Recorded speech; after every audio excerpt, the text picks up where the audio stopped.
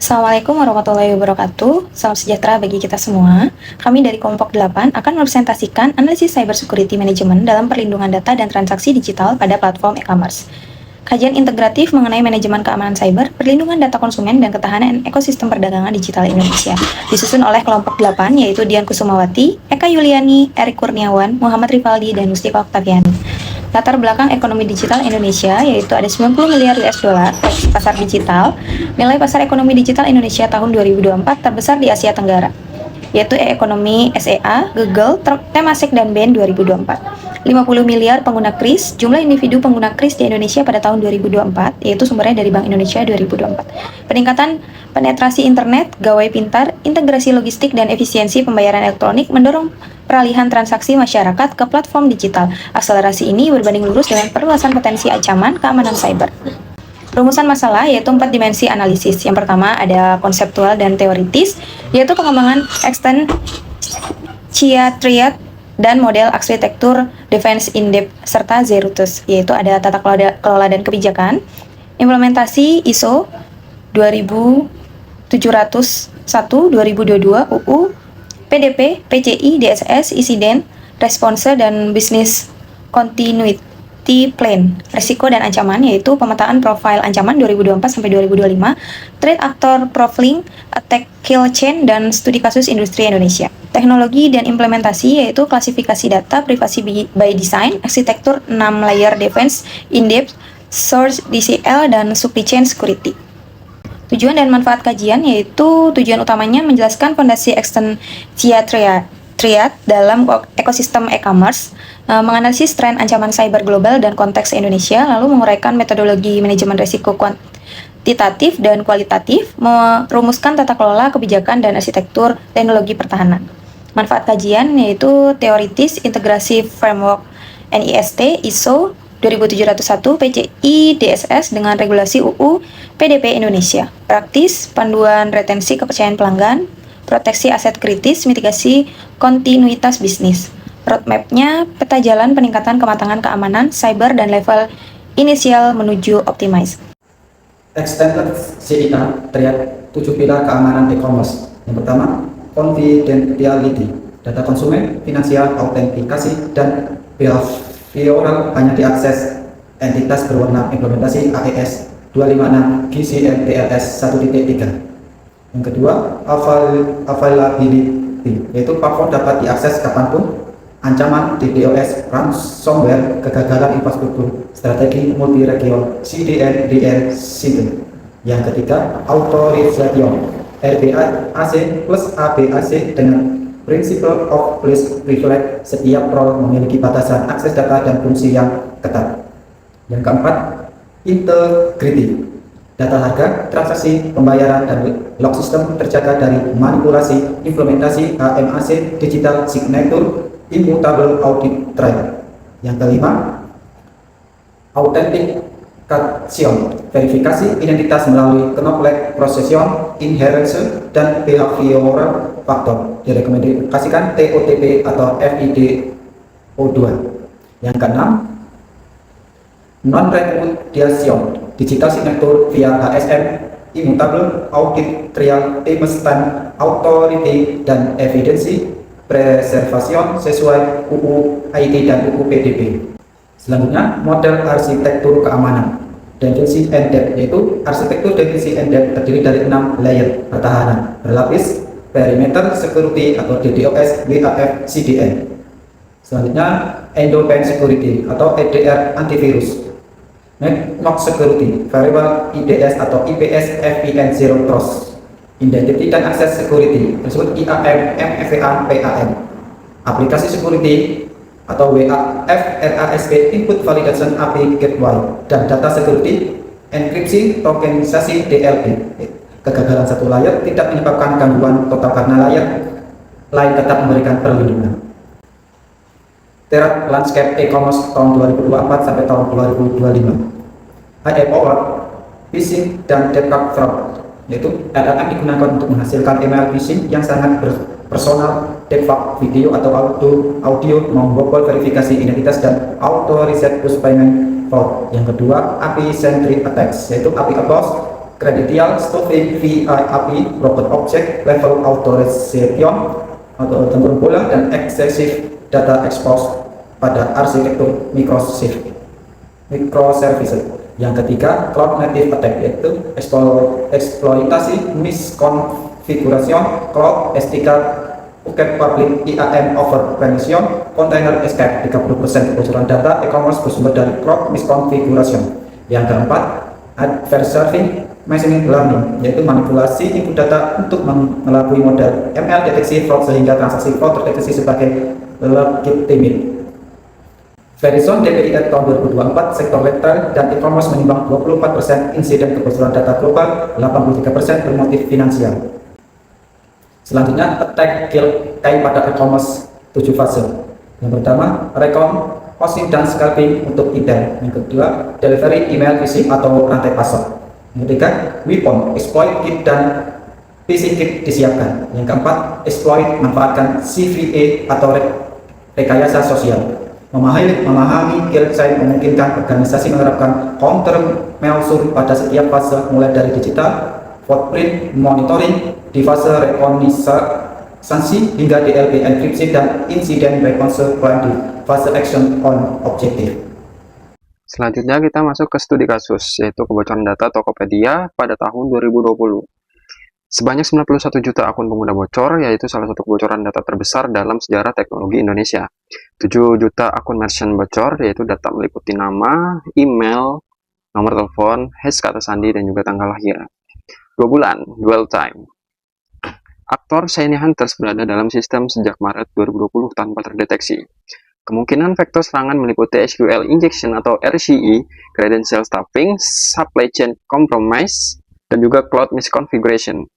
Dampak mencakup kerugian finansial ratusan miliar rupiah, kerusakan reputasi jangka panjang, investigasi BSSN dan juga OJK, serta secondary attack berupa credential stuffing di platform lain. Pelajaran yang kita dapat dari Tokopedia yaitu ada kelemahan fundamental, kelemahan deteksi dini, yaitu dwell time 2 bulan menunjukkan kegagalan CIEM, dan juga UEBA wajib implementasi monitoring 24/7 dengan anomaly detection. Yang kedua ada kelemahan password management, yaitu algoritma hashing tidak seragam menunjukkan legacy system debt. Minimum requirement bcrypt ataupun argon 2 dengan salt unique per user. Kelemahan akses kontrolnya yaitu akses basis data utama dari internet. Phishing application wajib zero trust dengan network segmentation dan juga PAM. Kelemahan incident response yaitu keterlambatan deteksi mengindikasikan kurangnya maturity SOC. Organisasi harus memiliki SOC 24/7 dengan playbook terdefinisi. Metodologi risk assessment dengan kuantitatif dan juga kualitatif. Pendekatan kuantitatifnya yaitu dengan SLA, ARO, atau ALI. Contoh basis data pelanggannya, asset value sama dengan 50.000, exposure factor atau IEF sama dengan 0,3, terus SLE-nya 15 miliar. ARO sama dengan 0,3. Jadi ALE-nya sama dengan 4,5 miliar per tahun. Biaya kontrolnya meliputi DLP plus DAM dan juga PAM sama dengan 2 miliar. Kesimpulannya investasi cost justify. Risk treatment strategi. Yang pertama ada avoid, hentikan aktivitas berisiko kritis tanpa kontrol efektif. Yang kedua ada mitigate, yaitu implementasi WAF, MFA, enkripsi, monitoring. Selanjutnya transfer dengan cyber insurance, outsourcing ke MSSP. Selanjutnya ada accept, yaitu risiko rendah, cost of control lebih besar dari ALE. Manajemen risiko mengikuti siklus continue, plan, do, check, out atau PDCA dengan Key Risk Indicator atau KRI dan Compliance Audit berkala. Governance Structure atau organisasi keamanan cyber, struktur tata kelola minimal untuk platform e-commerce skala menengah besar atau Board of Director, Cyber Security Oversight and Risk Appetite. Lanjut ke CISO atau DPO, strategi, budget, policy approval.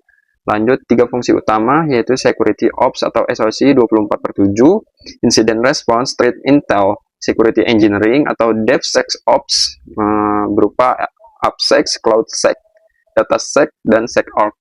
Dan Security atau GRC atau Compliance yaitu Audit, Risk Management, Policy, dan juga Training.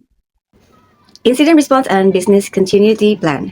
Memasuki aspek operasional, saat insiden terjadi, penanganan krisis diatur dalam Incident Response Plan yang mencakup 4 tahapan utama: persiapan, deteksi dan analisis, containment hingga eradikasi.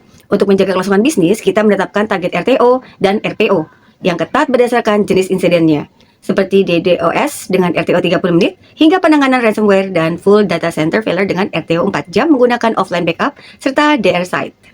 Kemudian, klasifikasi data dan privacy by design. Keamanan tidak bisa disamaratakan, melainkan disesuaikan dengan tingkat sensitivitas data. Kami membagi data ke dalam 4 tingkatan, mulai dari level 1 public hingga level 4 restricted yang mencakup data kartu kredit, hash kata sandi, dan data biometrik yang dilindungi enkripsi AES 256 dan tokenization. Seluruh sistem ini dibangun atas prinsip privacy by design yang memastikan minimasi data dan proteksi privasi sudah terintegrasi sejak awal perancangan sistem. Arsitektur teknologi, enkripsi, tokenisasi, dan zero trust. Dari sisi teknis arsitektur, kami menerapkan enkripsi multilayer pada seluruh fase data, baik at rest, in transit, hingga in use. Penggunaan tokenization memastikan data sensitif pembayaran digantikan oleh token acak. Semua ini dibingkai oleh filosofi Zero Trust Architecture dengan prinsip Never Trust, Always Verify, di mana setiap permintaan akses wajib diverifikasikan berdasarkan identitas, perangkat, konteks, dan asas least privilege. Layer monitoring, intelligence, dan recovery. Terakhir, untuk mendeteksi dan merespon ancaman secara real-time, infrastruktur kita ditopang oleh SIEM dan UEBA berbasis machine learning serta SOAR untuk otomatisasi response incident.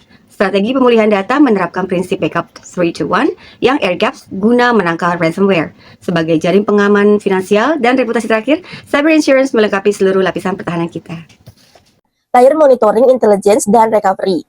CIEM and UEBA log aggregation dari seluruh sumber, correlation rule untuk deteksi pola serangan, threat intelligence integration, dan machine learning anomaly detection berbasis behavior baseline, backup 3 to 1 NDR, yaitu 3 salinan data, 2 media berbeda, dan 1 offsite. Immutable backup write once, dan air-gapped backup melindungi dari ransomware, hot site RO kurang lebih 15 menit, warm site RO kurang dari 4 jam. SOIR atau otomatisasi respon melalui playbook detection phishing, block, quarantine, notify, lalu update IOC. Case management dan integrasi dengan firewall EDR dan ticketing system. Kemudian cyber insurance first party coverage, investigation, notifikasi, business interruption, dan third party coverage atau ganti rugi pelanggan regulator. Premium ditentukan berdasarkan maturity keamanan organisasi. Selanjutnya adalah integrasi manusia dan proses dan teknologi. Security awareness training, phishing simulation bulanan, target kurang dari 5% click rate, gamification dan role-based training untuk developer, admin, calling center, finance, dan manajemen. 74% insiden melibatkan human error, Verizon DBIR 2014. Kemudian Secure SDLC dan DevSecOps. Keamanan diintegrasikan di setiap fase, threat modeling, recruitment, SAST atau DAST, development atau testing, IAC security scan, development hingga runtime monitoring operation. Supply chain risk management, vendor due diligence, SOC 2 atau ISO 27001, SBOM, defensi scanning, code signing, kontraktual DPA dengan batch notification clause 24-72 jam, dan continuous security rating monitoring.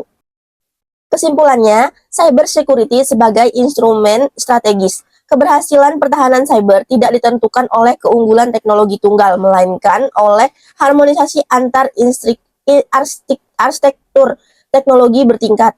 Manajemen resiko terukur, tata kelola organisasi yang jelas, klasifikasi data yang profesional, dan faktor manusia yang diperkuat. Pertama, ekosistem digital kompleks. Platform e-commerce menyimpan identitas konsumen, rekam jejak belanja, detail pembayaran, dan kredensial akun, menjadikan penguatan siber mutlak diperlukan. Kedua, ancaman multidimensional, phishing, kredensial stuffing, ransomware, SQL injection, APL exploit, cloud misconfiguration (DDoS), supply chain attack, hingga all-enable phone bergerak linear dengan kemajuan teknologi. Kemudian yang ketiga adalah pendekatan maturity based. Platform e-commerce di Indonesia harus mengadopsi maturity based approach untuk meningkatkan kematangan keamanan cyber secara bertahap, terukur, dan berkelanjutan. Rekomendasi strategis yang pertama adalah praktisi e-commerce, adopsi proteksi bertingkat MFA, enkripsi, WAF, API gateway, IEM, SEEM, backup, DR, penetration testing, dan secure SDLC. Yang kedua, manajemen puncak, integrasikan ketahanan digital ke dalam strategi bisnis, tunjuk CISO atau DPO, dialokasikan anggaran profesional, dan lakukan evaluasi risiko periodik. Kemudian yang ketiga adalah tim IT dan keamanan. Prioritaskan proteksi base data konsumen, payment gateway, API, dan dashboard admin. Terapkan zero trust dan monitoring real time. Kemudian yang keempat adalah developer dan operasional. Internalisasi prinsip privacy by design sejak fase perancangan, pantau log aktivitas, anomali transaksi, dan indikasi penyimpangan API secara real time. Kemudian yang kelima adalah pengguna dan konsumen. Edukasi literasi digital, waspadai phishing, gunakan kata sandi kuat, aktifkan MVA, lindungi kode OTP, dan validasi keaslian tautan platform. Baik, demikianlah presentasi yang dapat kami sampaikan. Kurang dan lebihnya kami mohon maaf dan kami akhiri. Wassalamualaikum warahmatullahi wabarakatuh. Terima kasih.